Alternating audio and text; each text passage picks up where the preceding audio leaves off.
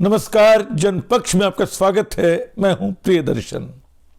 दोस्तों, आज कहानियों की बात करते हैं, एक ऐसे कथाकार की जिसका कोई सानी नहीं है। लेकिन ऐसा कथाकार है कौन? दुनिया में कई बड़े कथाकार हुए। हम अपने यहाँ प्रेमचंद को कथा सम्राट कहते हैं। प्रेमचंद की बात करते करते हमें चीन के लुशून की याद आती है, रूस के गोरकी की याद आती है, बांग्ला में टैगोर और शरदचंद याद आते हैं, और भी कई नाम हैं। भारत के बाहर अगर दूसरे देशों में देखें तो मोपांसा बहुत बड़े नाम हैं। ओ हेनरी का मुझे ख्याल आया। उर्दू में मंटो जो हैं, कृष्णचंद्र जो हैं, सब बहुत बड़े कमाल के किस्सा गो हैं। लेकिन जो कहानीकार मुझे सबसे प्रिय है, या अगर ये न कहूँ कि सबसे प्रिय है, क्योंकि प्रिय तो सब हैं, लेकिन जिसको मैं सबसे ज़्यादा पढ़ना पसंद करता हूँ या अलग अलग अवसरों पर जिसको पढ़ के विस्मित होता रहता हूँ, उसका नाम है एंटन चेखव। रूस की पूरी परंपरा जैसे उसमें बोलती है। कई बार लगता है कि उसमें निकोलाई गोगोल का सेंस ऑफ ह्यूमर है, उसमें दोस्तोयेवस्की की मनोवैज्ञानिक अंतर्दृष्टिपूर्ण पकड़ है, उसके पास टॉल्स्टॉय का सामाजिक जो आयाम है उनकी समझ का वो है, और कई बार उनमें गोरकी का जो प्रगतिशील और वामपंथी रुख है वो भी दिखाई पड़ता है, जो जनपक्षीय कह सकते हैं जिसको। तो लगता है जैसे सबकी मिट्टी से थोड़ा थोड़ा उठाकर मिट्टी, सबका पानी मिलाकर कथा के देवता ने चेखव को तैयार किया है। चेखव की कई कहानियाँ हम बहुत सारी कहानियों से हम ऐसे ही परिचित हैं जो खूब सुनी जाती रही हैं, और जो कहानियाँ मैं आपको शायद सुनाने जा रहा हूँ वो भी आपने सुन रखी होंगी। मुझे जो सबसे प्रिय है, जिसमें चेखव के कई रूप दिखाई पड़ते हैं, उनके कथा लेखन की कई विशिष्टताएं झांकती हैं, वो कहानी है द बेट। द बेट कहानी शुरू होती है, एक बैंकर 15 साल पुरानी एक घटना को याद कर रहा है। वो याद करता है कि कैसे उसने एक पार्टी दी थी जहां ये बहस चल पड़ी कि मृत्यु दंड उचित है या उम्र कैद उचित है। ये बहस चल रही है, कोई मृत्यु दंड को सही बता रहा है, कोई कह रहा है कि तिल तिल कर मरना ज्यादा बुरा है, तो कोई उम्र कैद को ठीक बता रहा है। एक 25 साल का नौजवान बोलता है कि किसी भी सूरत में उम्र कैद के हक में है, मौत के मुकाबले वो अकेले किसी जेल में सड़ना ज्यादा पसंद करेगा, वहां वो जी लेगा। ये बहस इतनी तीखी हो जाती है कि बैंकर कहता है कि मैं किसी को 2 मिलियन रूबल देने को तैयार हूं अगर वो 5 साल भी ऐसी अकेली जेल में रह ले। ये नौजवान कहता है कि तुम 5 साल की बात करते हो, मैं 15 साल रहने को तैयार हूं। अब इसके बाद शर्त लग जाती है। शर्त यही कि 15 साल अगर उसने एकांतवास में काट लिए तो उसको 15 साल बाद ये आदमी 2 मिलियन रूबल देगा, 20 लाख रूबल देगा। ये शर्त लग जाती है, बाकायदा इसकी लिखा पढ़ी होती है। उस आदमी के लिए एक व्यवस्था होती है, एक कमरे में उसको बंद किया जाता है जहां उसको खाना, शराब, किताबें, म्यूजिक, पियानो सब कुछ मिलता है। वो जो चाहता है उसको मंगा के दिया जाता है। और इसके बाद वो आदमी बोलता है तुम तो 6 महीने में तुम निकल आओगे, भाग जाओगे वहां से। तुम 15 साल की बात क्या करते हो, 15 साल नहीं, तुम 6 महीने में निकल जाओगे। लेकिन वो आदमी याद कर रहा है कि कैसे एकांतवास में इस शख्स ने अपना पूरा जीवन निकाल दिया। जो 15 साल थे, पहला साल वो लगता है कि भयानक अकेलेपन और डिप्रेशन में गुजरता जाता है। चेखव का कमाल ये भी है, वो 15 साल को एक सपाट झाड़ू में बुहार नहीं देता है। वो बताता है कि 15 साल आदमी के मन पे कैसे कैसे प्रभाव डालते रहे होंगे। वो कल्पना करता है कि 15 साल अगर एक आदमी बिल्कुल एकांतवास में रहे, जहां किसी से उसका कोई संवाद न हो, तो वो कैसे जिएगा। तो वो बताते हैं कि 15 साल का जो पहला साल था उस आदमी ने बिल्कुल अकेलेपन और डिप्रेशन की हालत में काटे। कभी कभी जो पियानो था वो पियानो वो बजाया करता था। दूसरा साल आया तो पियानो की आवाज़ बंद हो गई। इस आदमी ने बहुत सारी शास्त्रीय किताबें मंगाई, उनको पढ़ना शुरू किया, पढ़ता गया। जो 5वां साल है उस कमरे में फिर से संगीत लौटता है, माहौल बदलता है, फिर से वहाँ से आवाज़ें सुनाई पड़ती हैं संगीत की, पियानो फिर बजना शुरू होता है। लेकिन 2 साल तक इसी तरह की। इसके बाद 5वें 6ठे साल में वो तरह तरह की भाषाएं सीखता है वो आदमी, और एक चिट्ठी लिखता है 6 भाषाओं में। वो दावा करता है कि इन भाषाओं के किन्हीं भी विद्वानों को बुला के ये चिट्ठी पढ़वा लो, देखो कि इसमें कोई गलती है या नहीं। वो इन 6 भाषाओं का ऐसा उस्ताद हो गया है। 10वें साल के बाद वो गॉस्पेल पढ़ता है, और 12वें साल के बाद दुनिया की तमाम तरह की किताबें, कभी साइंस की, कभी किसी और चीज़ की पढ़ता है। और इस तरह वो 15 साल अपने काट लेता है। अब आखिरी रात है, और इस आखिरी रात में बैंकर परेशान है, जो इस बीच अपनी जीवन शैली या अपने कारोबारी हालचाल से, अपने कारोबारी नाकामियों से अपना काफ़ी कुछ गंवा चुका है। और उसको लगता है कि 20 लाख डॉलर रूबल मेरे और निकल गए तो मेरा क्या होगा। तो आखिरी रात है, आखिरी रात 15वें साल की, जब वो आदमी, जो नौजवान जो है 40 का हो चुका होगा और उसके पास 20 लाख रूबल होंगे, वो बाहर जाके अपनी पूरी जिंदगी बड़ी शान से काट सकता है, सारी मौज मस्ती कर सकता है जो उसने इन 15 वर्षों में छोड़ रखी है। तो लेकिन ये आदमी लगता है इसको कि मैं कैसे उसको 20 लाख रूबल दे दूं, मेरा तो जीवन बर्बाद हो जाएगा। वो तय करता है कि रात को इसको मार देगा।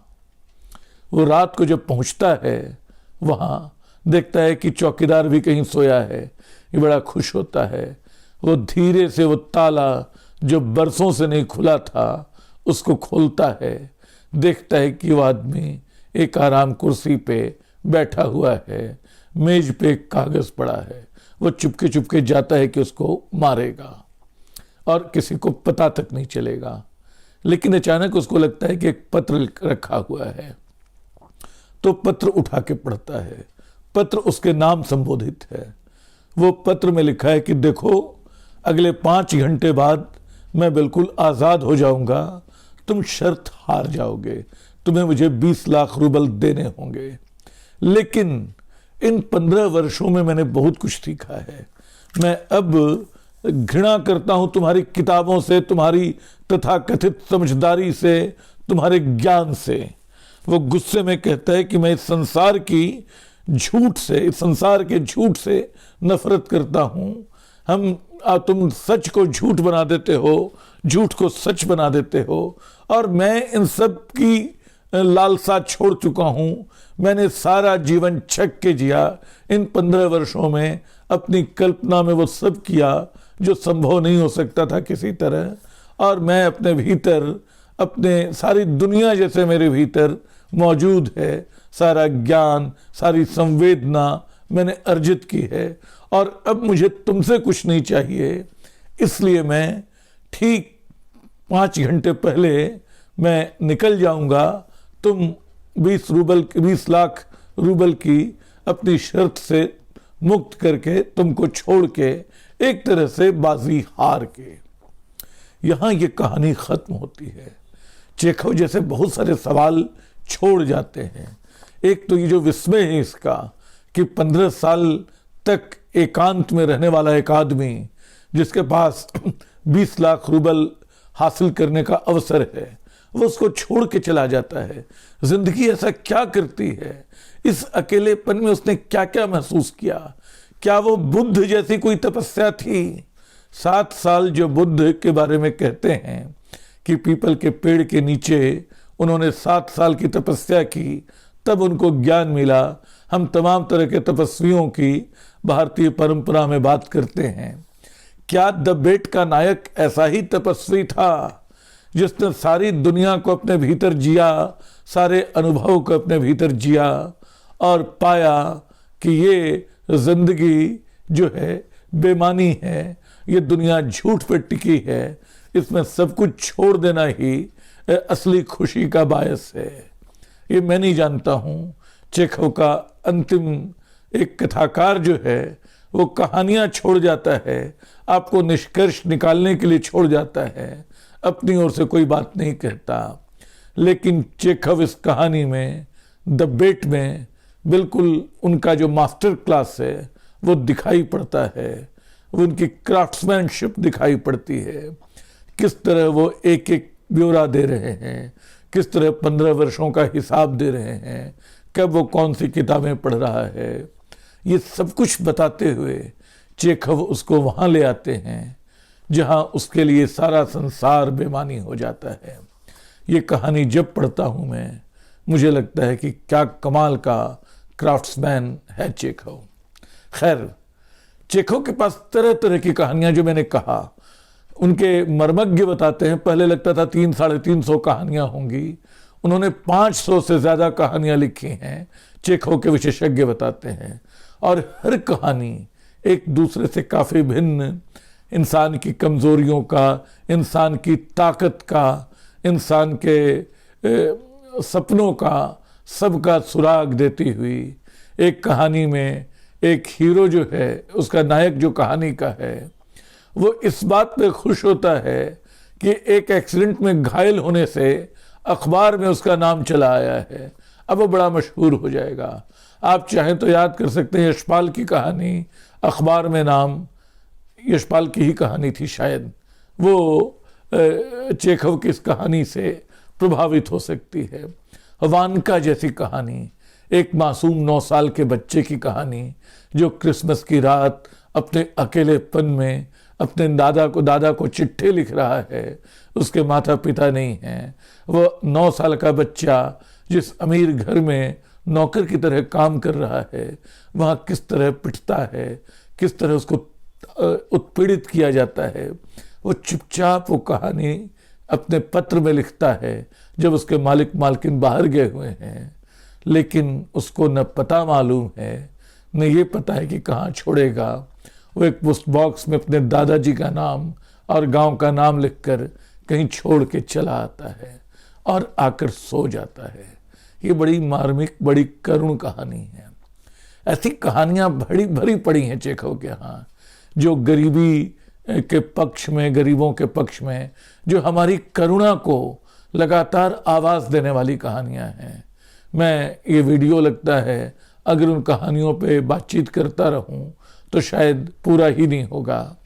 एक आखिरी कहानी, हालांकि मैं कुछ और कहानियों की बात करना चाहता था, लेकिन जिस आखिरी कहानी की बात मैं करना चाहता हूं, ताकि कम से कम 3 कहानियां हो जाएं, उनमें एक नैनी है, एक घर में बच्चों को देखने वाली आया, और उसका मालिक एक दिन उसको बुलाता है, उसको बोलता है कि सुनो, आज तुम्हारा हिसाब करते हैं, तुमको कितने पैसे मिलने चाहिए। बोलता है कि देखो, तुमसे महीने में 30 रूबल देने की बात हुई थी। नैनी प्रतिरोध करती है कि नहीं, 40 रूबल की बात हुई थी। वो डपटता है कि नहीं, बिल्कुल नहीं, 30 की बात हुई थी और तुमने 2 महीने काम किए। ये बोलती है 2 महीने 5 दिन किए। कह नहीं, मुझे अच्छी तरह याद है, तुमने 2 महीने काम किए, तो 2 महीने के 60 रूबल बने तुम्हारे। फिर वो हिसाब लगाता है कि तुमने 3 दिन छुट्टी ली, उसके 12 रूबल कटे तो बचे इतने रूबल। फिर बोलता है कि 3 दिन तुम्हारे सर में दर्द रहा, तुम जो हो एक शाम तुमने काम नहीं किया, उसके 7 रूबल कटे। फिर बोलता है कि तुमने एक दिन एक कप प्याली तोड़ दी, उसका इतना रूबल कटा। वो लड़की आंसुओं से भरी है नैनी, जिसको उम्मीद थी कि $80 रूबल उसको मिलेंगे, और धीरे धीरे कम करता हुआ वो बताता है कि लो, तुम्हारे 11 रूबल बन रहे हैं, ले लो। और ये जो लड़की है नैनी, वो प्रतिरोध नहीं कर पा रही है। वो बोलती है शुक्रिया, शुक्रिया जो आपने मुझे 11 रूबल दिए। तब ये मालिक फट पड़ता है, बोलता है क्या कर रही हो तुम्हारे साथ तो मैं मजाक कर रहा था, मैं देखना चाहता था तुम कब मेरा विरोध करती हो, तुम चुपचाप कब तक ये सहती रहोगी। ये कहानी कब तक सहती रहोगी वाला वाक्य आशय में है, कथा में नहीं है, लेकिन कहानी जो है वो बताती है कि हमारे गरीब लोग किस तरह अन्याय और उत्पीड़न को चुपचाप सहते चले जाते हैं, जिसका फायदा ताकतवर लोग उठाते हैं। चेखव, ऐसी तमाम कहानियां चेखव के यहाँ मिलेंगी, आप उनको पढ़िए। किसी दिन और किसी और कथाकार की हम बात करेंगे। आज इतना ही, शुक्रिया।